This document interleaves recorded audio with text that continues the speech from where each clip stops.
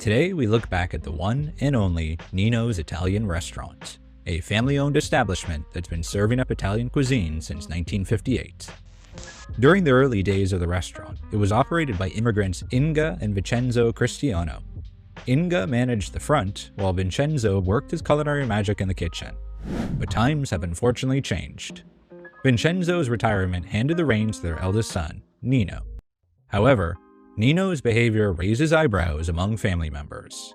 He's brash, hot-headed, and often argues with customers, much to his family's dismay.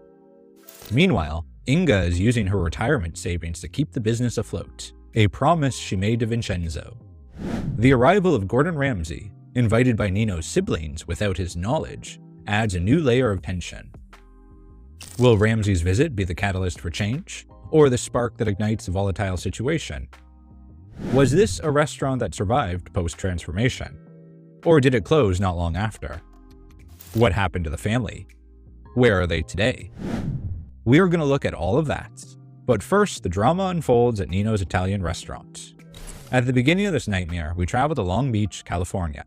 An oceanside scene we've seen 1,000 times in the movies. It's impossible not to recognize its stunning beaches. Inge and Vincenzo built an excellent reputation in Long Beach, and the restaurant was always packed. However, after operating the restaurant for many years, the elder Vincenzo decided to retire from the business. He left the business in the hands of his children, Carina, Mikey, and Nino, who the restaurant is aptly named after. But just like Peter from Pete's, Nino is somewhat of a useless manager, as he does absolutely nothing, while Mike and Carina at least try to keep the business afloat. By the looks of it, it seems it is best for Nino to stay in his office and not bother anyone, because the few times he does go out, found a head and that food. And you must have put it there! Classic Nino. When the episode began, the restaurant had been sinking into debt, so Mike and Carina had no choice but to call Gordon. Knowing that Nino would not have approved, they decided to leave him out of the decision-making process and call Chef Ramsay anyway. As Ramsay arrives at the restaurant, he is taken aback by the decor. It seems like it's stuck in 1958. When Gordon sits down to talk with the Cristiano family, Mike and Carina confess that they have their own careers. Therefore, they are only there in support of their parents' legacy. On the other hand, Nino proclaims himself as the restaurant's top boss. Carina reveals that Nino does not work the lunch and dinner services. Mike follows by pointing out that the few times Nino goes to the restaurant, he just watches TV in his office. Quickly, the situation escalates into an argument between the brothers, giving us one of Kitchen Nightmare's most iconic moments. Just like last night, he ran up to every table and said, "Hello, my name's Nino." That intonation, that pose, that acting. Michael, you only needed a few seconds to become an internet legend. After that family discussion, Gordon hopes the food is better. What's on the menu? Eggplant, spelt with 2 words, and quote-unquote 1 meatball. No kidding, that's how it's written on the menu. As Ramsay waits for his food, Nino asks him not to judge him beforehand. According to him, he always arrives at the restaurant before everyone else and cleans everything. The funny thing is that seconds later, Ramsay discovers that under his table, there's a bunch of gum stuck to it. If that's not enough, Gordon also finds cobwebs in the corners. Still, Nino has to defend his honor as if his life depended on it. Considering that he relies on his family's money, I understand why he's desperate. Therefore, he shows Ramsay many photos of him cleaning the restaurant. I don't know, Nino. Photos don't matter if your restaurant is just dirty. Back to the food. Ramsay's first dish is chicken piccata, which is slimy and floury. As Nino claimed that all of his food was excellent, Ramsay asked him to touch the chicken to feel the texture. Oh wait, Nino doesn't want to touch the food in the dining room because it's unhygienic. So, what's with the cobwebs and chewing gum then, if you're worried about hygiene? After that, it's time for the one individual meatball, an overly mushy and soggy one at that. When he tastes it, Ramsay asks Nino to ask the chef when he prepared it. However, Nino seems to be almost afraid to ask the chef and doesn't want to criticize his work. And if you find the balls to go and ask your chef when he made the meatballs, it'd be greatly appreciative. Following that advice, Nino talks to Chef Valentino, discovering that the meatballs were prepared 5 days earlier. 5 days. Hearing that, Ramsay doesn't dare touch his eggplant and confronts Nino for lying about the quality of the food. I am myself. And then you need to wear diapers. There you have it, Nino, your minute of fame. That was enough for Ramsay, who finally recognizes the restaurant's problem. I'm staring at it. And I'm staring at it as well. What do you mean, Nino? You were looking at a mirror? At the next meeting with the Cristianos, Ramsay asked Nino to actually try to give it his best. Not just for him, but also for his mother, who has had to use her money from her retirement to maintain the restaurant. Despite that, Nino is still in denial. Later, while supervising dinner service, Gordon finds a block of ice shaped like a lasagna. What's worse, there are other items in that state. Right away, Ramsay orders a pile of frozen chicken to be thrown away, no matter how delicious Nino thinks it is. Meanwhile, the customers also complain about the dishes and send them back. By the way, where's the manager?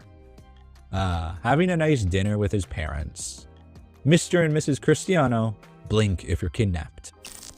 Meanwhile, Ramsay makes his famous fridge inspection, finding rotten mushrooms, frozen meatballs, pasta in water, unscaled salmon, and other half-frozen ingredients. Faced with that amount of mess, Nino has no choice but to admit that he's embarrassed. But he still makes excuses that it's impossible to do everything perfectly. The next day, Gordon closes the restaurant with Inge's permission to give the manager a reality check. When Nino arrives, his mother clarifies that she has decided to close the business for good. Though he doesn't seem to care at first, Nino confesses that he wants Gordon's help to keep it open. Upon hearing those magic words, Ramsay appears, and Nino assures him that he will take responsibility for the restaurant from now on. Nino also makes that promise in front of his siblings. After that, Ramsay's team begins renovations to Nino's, the first in half a century. The new Nino's is a brighter place, with more white and a more welcoming atmosphere. With all these changes, the Cristianos are impressed and thank Gordon. Even Nino is sentimental. As for the food, Ramsay presents them with a new menu focused on rustic Italian dishes to connect with the restaurant's contemporary design. Finally, it's time for the relaunch, and Nino takes on the role of the expediter in the kitchen. The first dishes went smoothly, but when more customers arrived, Nino began to feel overwhelmed. Seeing that, his brother Mike tries to help him, but it turns into a war of egos. For those few minutes, Nino stops becoming the main problem, as Mike insults everyone in the kitchen for being slow. Ramsay has no choice but to ask him to leave for a while. As the only expediter, Nino regains a good pace and delivers the dishes on time. At the end of the relaunch, Gordon congratulates Nino on his performance, while Mike expresses that he's not sure the new changes will please the customers. Unable to deal with Ramsay's criticism, Mike leaves the restaurant. Anyway, let's focus on the good. The rest of the Cristianos are committed to the restaurant. But how did they fare in that task? What happened to Nino's after the show? In the following weeks after the show, in mid-2012, the restaurant enjoyed popularity despite Mike walking away from the business. Nino continued in his manager position and began taking on other responsibilities to lighten his mother's workload. Carina also did the same, spending more time at the restaurant despite her full-time job. Everything indicated that Nino's had a prosperous future ahead of it. But did they really achieve that goal? Well, the situation on Yelp doesn't look good at all. Nino's is rated 2.8 stars based on 251 reviews, and most reviews are 1 star. Most negative reviews follow this pattern, criticizing the quality of the food and the service.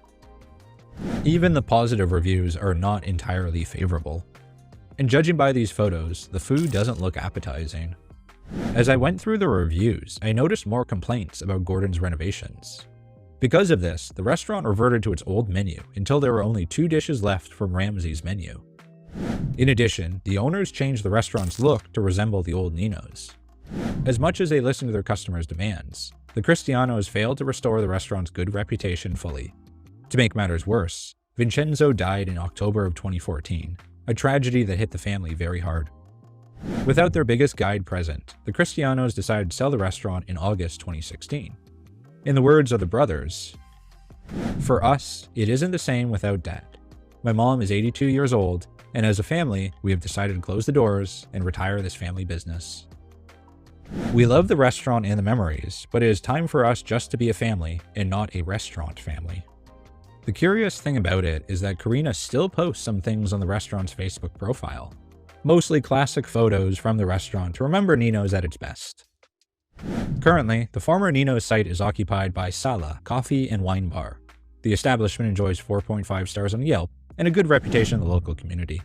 It looks like quite a nice place and very different in appearance from Nino's. And what happened to the Cristianos? First, we must start with some bad news. Inge passed away in May of 2021, probably due to her advanced age. On the other hand, long before appearing on the show, Carina participated on Dancing for Our Stars, a charity event inspired by the Dancing with the Stars TV show.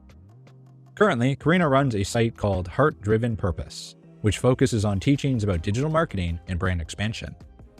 Carina also collaborates with Long Beach Animal Care Services, rescuing abused pets and finding them good homes. Now let's go to Mike, who continued his work as a real estate agent at Coldwell Banker Coastal Alliance.